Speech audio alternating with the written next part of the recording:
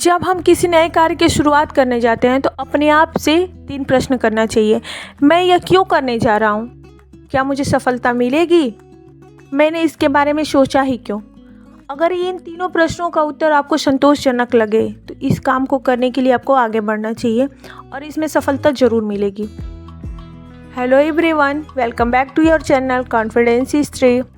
आज इस प्यारे दिन की शुरुआत मेरी 3:30 बजे हुई थी और फ्रेश अप होने के बाद मैंने एक कप चाय बनाया था, क्योंकि चाय जो है मेरा बहुत ही फेवरेट चीज़ है और चाय के बिना मेरी नींद ही नहीं खुल सकती है। वैसे तो मुझे सुबह उठने में बहुत दिक्कत होती है, दोनों बच्चों को सुलाने में एक बार अगर मुझे नींद लग जाए फिर मैं उठ नहीं पाती हूँ। मैं यही चाहती हूँ कि रात में बच्चे सो जाए तो मैं लगातार सुबह तक भले पढ़ाई कर लूँगी, लेकिन भोर में उठ के पढ़ाई करना मुझसे बहुत मुश्किल हो जाता है। इसलिए मैं जब भोर में उठती हूँ तो एक कप चाय बनाती हूँ या फिर कॉफ़ी, और मॉर्निंग की शुरुआत मेरी कुछ इस तरह से होती है। चाय या कॉफ़ी पीने के बाद मेरा माइंड एकदम रिफ़्रेश हो जाता है और मैं सुकून से पढ़ाई कर लेती हूँ 2-3 घंटे। उस बीच में मैं 1-2 कप कभी कभी 1 कप फिर से बना लेती हूँ कॉफ़ी या चाय, क्योंकि उससे क्या होता है, नींद भी नहीं लगता है, मुझे एनर्जी फील होती है। मेरा सबसे फेवरेट चीज़ है कॉफ़ी या चाय पीना। उसके लिए मैं घर पे बहुत डांट भी सुनती हूँ, लेकिन मुझसे नहीं छूट सकता है ये। आज मेरा टारगेट था कि मैं मैथ पेडागॉजी सीटेट लेवल 2 के लिए जो सचिन सर ने कराया था 11 मई को क्लास, उसको मैं कंप्लीट करूँगी, क्योंकि 11 मई को मैं देख नहीं पाई थी। और ये संडे की भोर का वीडियो है। उस दिन मौसम बहुत ही ठंडा था, आसपास कहीं बारिश हुई थी आसाम या सिक्किम में, और यहाँ भी दिन में बारिश होने लगी थी, बहुत ज़्यादा बारिश हुई थी, लेकिन अभी बारिश नहीं हो रही थी। लेकिन सुबह में ठंडी लग रही थी। मैंने अपने ऊपर एक दुपट्टा डाल लिया था, क्योंकि वुलन सारे कपड़े और शॉल तो मैंने अंदर डाल दिया था। और इसके बाद मेरी पढ़ाई 7 बजे तक हुई थी। सैटरडे की रात को हम लोग हेयर ऑयलिंग करते हैं, बालों में तेल लगा के। मेरे सर में दर्द हो रहा था, ये चीज़ मुझे बार बार हो रही है, तो मैं बीच बीच में स्किप करके पढ़ाई कर रही थी, क्योंकि मेरे कमर में भी बहुत दर्द होता है। दोनों बच्चों की डिलीवरी मेरी बहुत ही क्रिटिकल केस में हुई थी, बहुत ही सीरियस केस था मेरा, तो मुझे बहुत इंजेक्शंस लगे हैं, बहुत सारे मेडिसिन्स चले थे मेरे, तो इस वजह से मैं लगातार नहीं बैठ पाती हूँ 1 घंटे से ज़्यादा। मैं ऊपर जा गई थी, बीच बीच में मैं ऊपर चली जाती हूँ और थोड़ा सा मूड फ्रेश करके वॉकिंग करके चली आती हूँ। अभी मैं आ गई थी किचन में, बच्चे जग गए थे, उन लोगों को मैंने मीठा वाला दलिया बना दिया था। मेरे बच्चों को, मेरे हस्बैंड को दलिया और ओट्स मीठा पसंद है, जो दूध में बनाते हैं, ड्राई फ्रूट्स वगैरह डाल के। मैं रोज़ ही बना देती हूँ नाश्ते में इन लोगों को, बच्चों के लिए, या फिर कभी शेक बना देती हूँ। लेकिन आज मौसम ठंडा था तो मैंने शेक नहीं बनाया था, बस यही।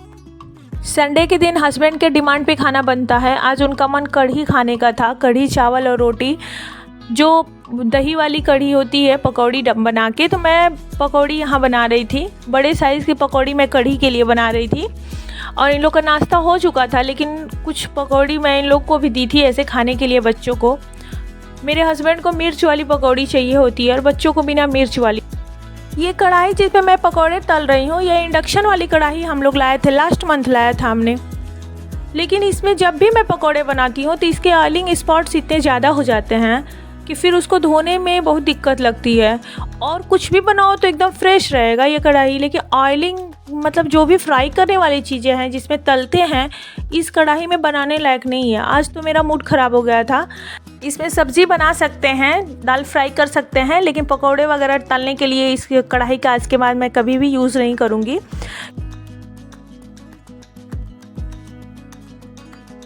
धोने के बाद एक बार में ही छूट जाता है, बट तलते टाइम देखने में अच्छा नहीं लगता है। अब मुझे गंदा बर्तन देखना बिल्कुल भी पसंद नहीं है। मैं चाहती हूँ कि मेरे बर्तन सारे साफ़ दिखें, और बिल्कुल भी मुझे पसंद नहीं आता है गंदा लगे। शादी से पहले मुझे घर के काम क्या होते हैं, जिम्मेदारियाँ क्या होती हैं, उसका बिल्कुल भी अंदाज़ा नहीं था, क्योंकि मेरे मायके में बहुत बड़ी फैमिली है। मेरे मायके में 25 मेंबर्स हैं और सारे लोग जॉइंट रहते हैं, इसलिए वहाँ पर हमको कोई भी जिम्मेदारी का आभास नहीं हुआ था। बट शादी के बाद मैं अकेली, मेरी सास भी नहीं है और मेरे हस्बैंड अकेले भाई हैं, मुझे कोई बताने वाला भी नहीं था, बल्कि मुझे छोड़ दिया गया कि मैं देखूँ। तो मेरा एक तरह से एग्ज़ाम लिया जाता था, टेस्ट लिया जाता था कि मुझे करने कितना आता है, मैंने सीखा क्या है मायके से।